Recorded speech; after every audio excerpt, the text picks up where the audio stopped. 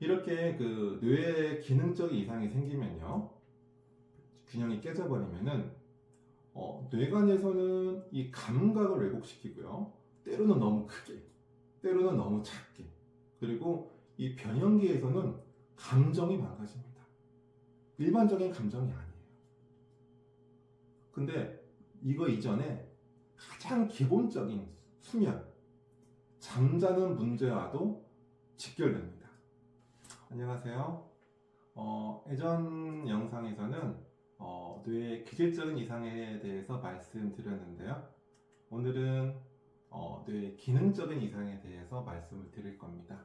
이전 내용을 좀 간단하게 정리해보면 생명체는 일단 먹어야 살 수가 있어요. 꿀꺽꿀꺽. 그래서 가장 먼저 소화기가 발달을 합니다. 이 소화기의 그 장의 신경이 진화를 해가지고 우리 척추 있는 신경 있죠? 척수신경계가 만들어지고요.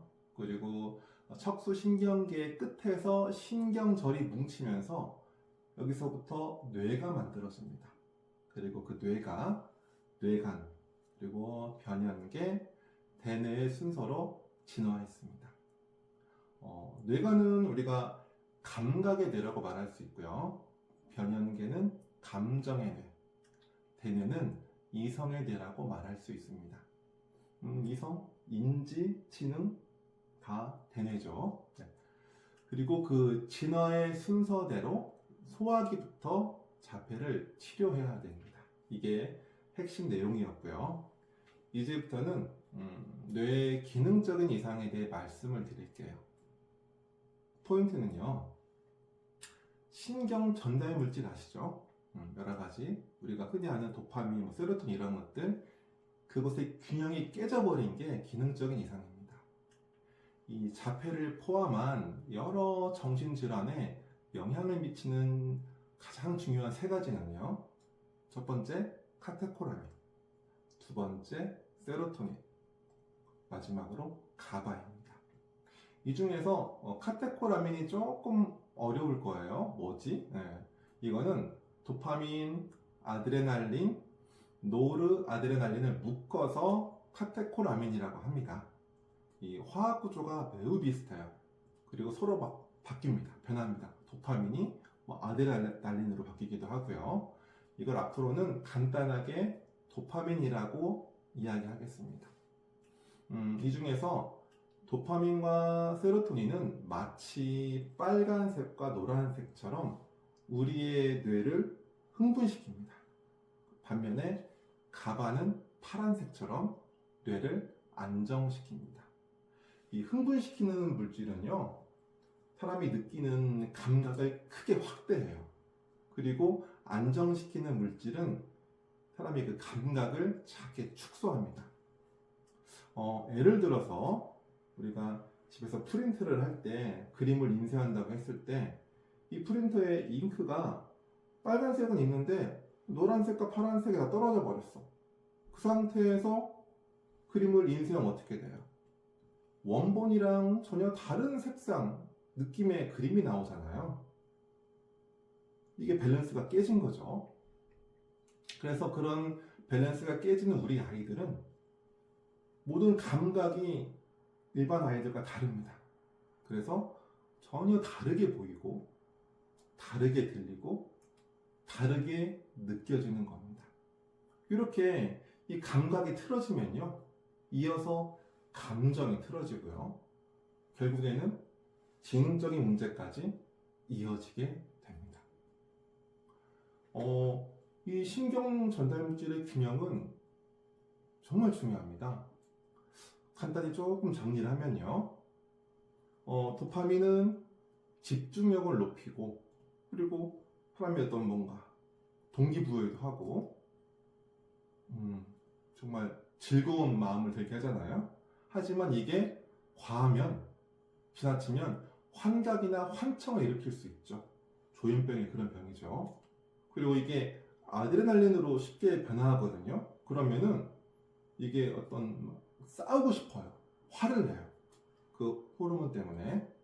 그 다음에 이 세로토닌도 적당하면 우울증을 줄여주고 보통 행복 호르몬이라고 하지 않습니까? 세로토닌. 하지만 이게 과하면요, 생명이 위험해지는 질병이 됩니다. 그게 세로토닌 증후군이에요. 제가 세로토닌을 공부하다가 참 흥미로운 것들이 되게 많았어요. 일반적으로 세로토닌은 무조건 좋은 거라 생각을 하는데요. 아닙니다. 이게 과하면 참 무서운 작용을 하는 전달물질이에요. 아프리카에서 이런 거 본 적 있죠? 가끔 막 공포의 메뚜기 떼, 어마무시한 메뚜기 떼가 막 농작물을 초토화시키고 사람들을 막 위협하는 경우가 있잖아요. 근데 이 과학적 연구에 따르면 평소에는 순했던 메뚜기들이 갑자기 여러 가지 어떤 이유로 세로토닌 수치가 3배 이상 급상승하면서 아주 공격적인 행동으로 변한 겁니다. 실제로도요, 세로토닌이 아이의 그 충동성과 관계가 있습니다. 너무 지나쳤을 때. 세 번째, 그리고 이 가바는 마음을 안정시켜서 불안함을 해소하지만 과하면 감각을 막아버립니다.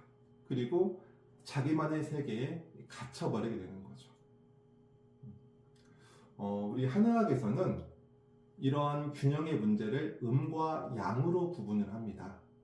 음은 에너지의 흐름이 밖에서 안으로 향하는 약간 내향적인 성질이 있고요. 그래서 안정성이 좀 강하죠.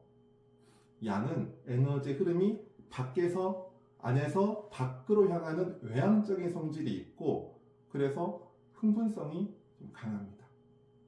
그래서 흥분시키는 도파민과 어떤 세로토닌 수치가 높은 경우는 양적 자폐증이라고 하고요. 안정시키는 가바 수치가 높은 경우는 음적 자폐증으로 볼 수 있습니다. 보통 아이들, 양적인 자폐증 아이들은 상당히 동적이죠. 그래서 막 소리도 잘 지르고 폭력성도 좀 있고요. 막 뛰어다니고 막 정신이 없습니다. 반대로 음적인 자폐증 아이들은 일단 말이 없어요. 조용합니다. 정적이죠. 계속 자기 세계에 이렇게 다 갇혀있는 아이들. 이게 음적인 자폐증 아이입니다. 그러면 우리 아이는 양적인지 음적인지 어떻게 알 수 있는지 궁금하실 거예요. 아까 말씀한 것처럼 생활 패턴을 보고도 짐작할 수 있지만은, 객관적으로 이걸 알려면은 기능의학에서는 소변 유기산 검사를 통해서 확인할 수가 있습니다.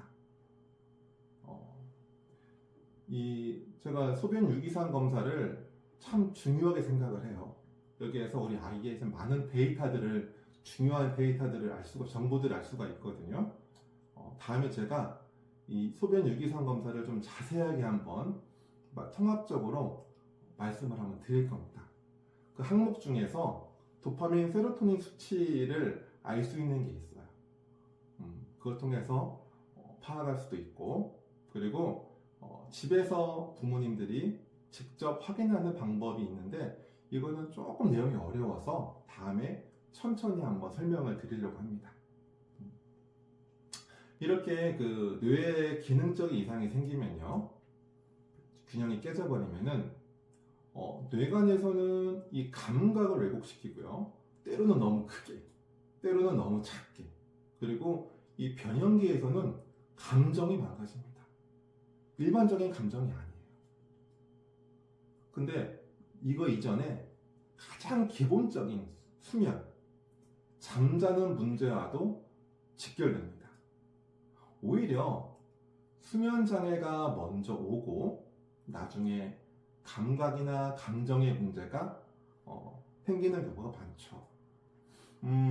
우리 윤성이는 소변 유기산 검사를 했을 때 도파민과 세로토닌이 아주 높은 상태였어요. 그래서 항상 잠을 제대로 못 자고요. 그리고 너무 소리 지르고 시끄럽고 폭력성이 심각했는데요. 이 신경 전달 물질의 균형을 찾으면서 잠도 잘 자고 지금은 순한 양이 되었습니다.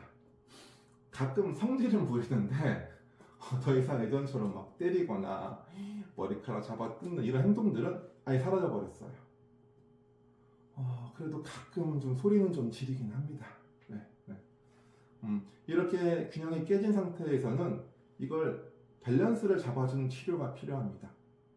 그리고 이 치료는 기능의학적으로, 현대의학적으로, 한의학적으로 방법들이 있습니다.